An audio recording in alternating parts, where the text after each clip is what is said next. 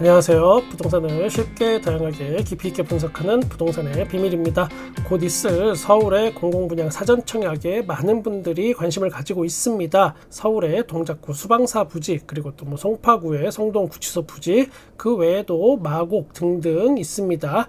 이 중에 일부는 다음 달 청약이 거의 확실시 되기도 합니다. 또 일부는 약간 연장되기는 했지만 어쨌든 계획은 올해 하반기에 한다는 계획입니다. 그러면 올해 서울의 공공분양 사전청약이 누군가에게는 반드시 또 기회가 될 수도 있습니다.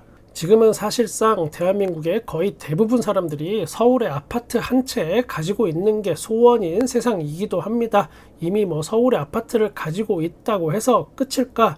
사실 또 그것도 아닙니다. 더 좋은 상급지로 이사가는 게 목표입니다.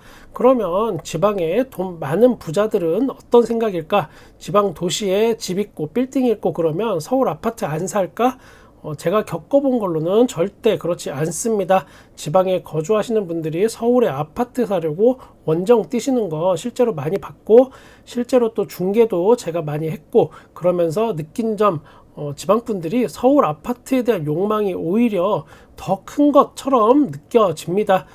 나 지방 사는데 서울 아파트 따위 관심 없고 공짜로 줘도 안 가져 라고 생각하실 수 있는 그 1% 분들은 물론 여기에 해당 안 되시니까 너무 흥분하지 않길 바랍니다. 부동산의 현재 상황을 잠깐 정리하면 2021년 부동산의 가격 정점을 찍고 쭉 하락을 합니다. 그리고 2022년 말 그리고 2023년 초에 기존 최고가 대비해서 약 30% 정도 하락한 가격으로 떨어졌습니다. 그리고 부동산 살리기 정책이 나오면서 둔촌주공이 완판되고 기타 서울의 아파트들이 고분양가 논란에도 완판이 됩니다. 그리고 거기에 힘입어서 그동안 상대적으로 하락률이 높았던 송파구, 강동구, 노원구를 중심으로 반등세가 살짝 있습니다. 아파트 거래가 이쪽에서 좀 된 겁니다.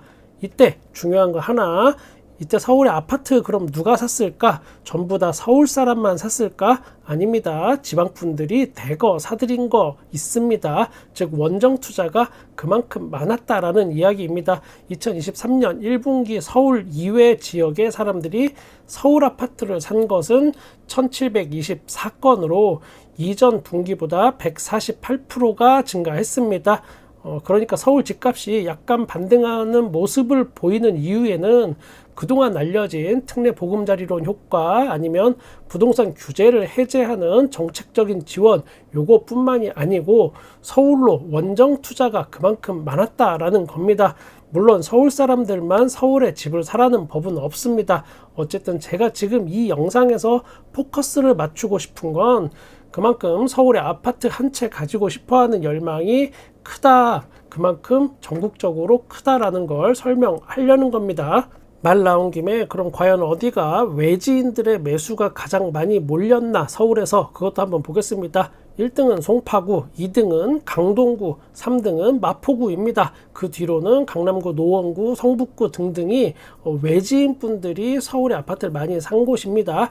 이거는 물량으로 볼 때 순위인데 눈에 띄는 건 역시나 송파구, 강동구, 노원구입니다. 실제 거래량도 늘고 아파트 호가도 늘은 곳, 그리고 갭 투자가 많은 곳 등등 제가 지난 영상에서도 알려드렸는데 갭 투자 많은 곳 1, 2, 3등이 송파구, 강동구, 노원구였습니다. 역시나 지방분들의 원정 매매 순위도 송파구, 강동구, 노원구가 상위를 차지하고 있습니다. 이거는 시사하는 바가 크다고 할 수 있습니다. 그만큼 영끌족이 많은 지역이라는 공통점도 있습니다. 송파구에는 올해 나올 성동구치소 부지 공공분양 사전청약이 있는 곳입니다. 여기. 그러면 이건 물량 기준이고 전체 거래된 것 중에 외지인의 매입 비중이 높은 것, 비율이 높은 곳은 어디일까? 이거는 또 다릅니다. 마포구, 광진구, 용산구가 1, 2, 3등입니다. 비율상 많은 겁니다.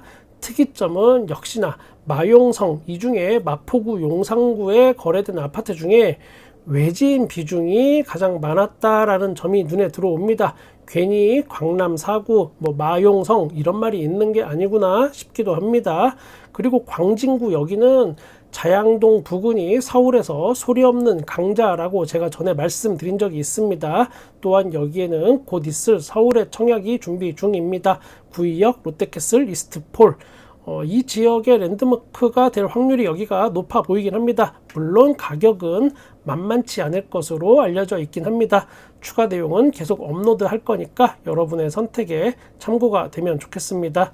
서울에 아파트 한 채 살려고 안 쓰고 안 먹고 아껴 쓰는 분들이 많이 있습니다. 아마 이 영상을 보시는 대부분의 분들이 또 그럴 거라고 생각을 하고, 그래서 제 마음이 더 잘 전달되는 걸지도 모르겠습니다. 저 역시 그랬고 제 와이프도 역시나 같이 고생하고 짠돌이 같은 저를 잘 이해해줘서 항상 고마운 마음입니다. 제가 사실은 엄청 짠돌입니다. 남자가 짠돌이면 꼴보기 싫잖아요. 그래도 저한테 싫은 소리 한번 안 해준 와이프입니다. 저희는 맞벌이 하는데도 현실적으로 서울에 집 살 돈 모은다는 게 이게 정말 얼마나 어려운지 체감했습니다. 제가 모으는 돈보다 서울의 집값이 올라가는 속도가 더 빠르다 보니까 아주 심한 좌절감을 느끼기도 했지만 저는 어쨌든 잘 극복을 했고, 여러분도 노력하신 만큼 꼭 저와 같은 행운이 있으시길 바랍니다. 꼭 그럴 겁니다. 물론 밥 잘 사주는 누나가 택배를 조금만 덜 시켰으면 아마도 더 빨리 돈을 모았을 수도 있었겠지만, 그런데 꼭 서울만 기회는 아닙니다. 3기 신도시도 기회가 될 수 있습니다. 외지인의 서울 아파트 매입 관련 이야기 중에 이런 게 있었습니다. 절대적인 숫자는 송파구, 강동구가 1, 2등이지만 그러나 매입 비율, 이 비율로 따지면 마포구, 광진구, 용산구입니다. 이게 뭐 맞는 비유가 아닐지 모르겠으나 절대적인 부동산 가격은 서울이 당연히 원톱입니다. 넘사벽 그 자체. 그러나 기회비용, 그러니까 투자 금액 대비 수익률은 어쩌면 지금 상황에서는 3기 신도시가 더 좋을 수도 있습니다. 상대적으로 낮은 투자 비용 대비해서 상승 여력이 높은 곳을 골라내고 찾아가는 것이 내 집을 마련하는 가장 기본입니다. 그게 청약이 됐든 아니면 구축 매수가 됐든 이것도 다 마찬가지입니다. 그 골라내는 눈을 키우기 위해서 여러분은 지금 많은 정보를 이렇게 취하고 있는 중입니다. 서울의 아파트 매수나 아니면 일반 분양 이런 금액이 부담스럽거나 아니면 도저히 내가 그 돈을 감당할 자신이 없다거나, 또는 서울의 높은 청약 경쟁률을 뚫다가 이거 뭐 늙어 죽을 것 같아서 나는 투트랙 전략으로 가야겠다라고 하시는 분들이 계시다면 3기 신도시 사전 청약도 그 중에 좋은 투트랙 전략이 될 수 있습니다. 잠깐 이것부터 말씀드려야겠습니다. 정말 중요한 거.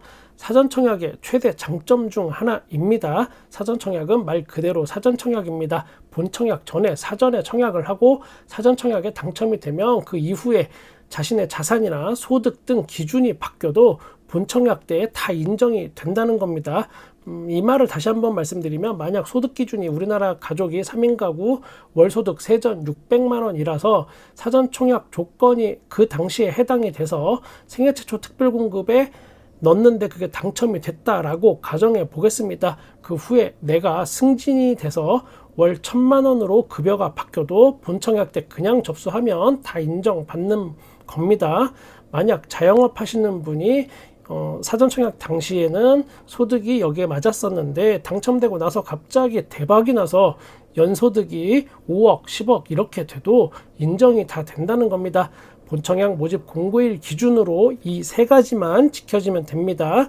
무주택 세대 구성원 요건, 다른 분양주택 당첨 여부, 해당 지역 거주기간 충족 여부. 댓글로 질문하신 분이 계셔서 말씀드리면, 소득 기준 금액은 세전 금액입니다. 소득 금액 인정은 세전, 실수령액 아닙니다. 또 하나 말씀드리면 질문 중에 소득세 납부 5년 기준이 필요한데 이거 직전 연도 5개년 아닙니다. 예를 들어서 경력이 단절되셨던 분들의 경우에 지난 기간 소득세 납부 5개년이 인정되면 됩니다. 그리고 연속적으로 5개년일 필요도 없습니다. 결혼 전에 2년 일하고 결혼과 육아로 5년 정도 쉬었다가 최근에 3년 일하고 이렇게 해서 소득세 납부가 확인이 가능하면 생애 최초 특별공급 자격이 인정됩니다. 근데 중요한 게 한 가지 있습니다. 모집 공고일 현재로부터 과거 1년 이내에 소득세를 납부한 자의 경우에 신청이 가능하다는 점입니다. 과거 1년 소득세 납부 이력은 예를 들어 보면 만약 입주자 모집 공고일이 2023년 6월 달이다 그러면 2022년 6월 이후에 소득세 납부 사실이 있는 경우에만 요건이 충족된 걸로 봅니다. 좀 어렵게 느껴질 수도 있습니다. 이런 이야기가.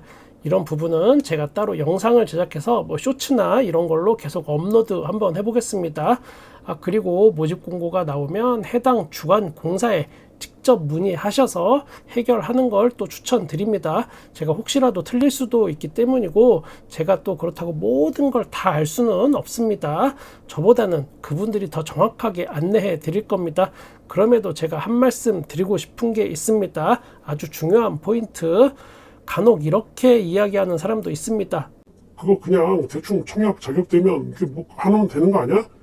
그런데 청약에도 전략이 필요하다라고 말씀드리고 싶습니다.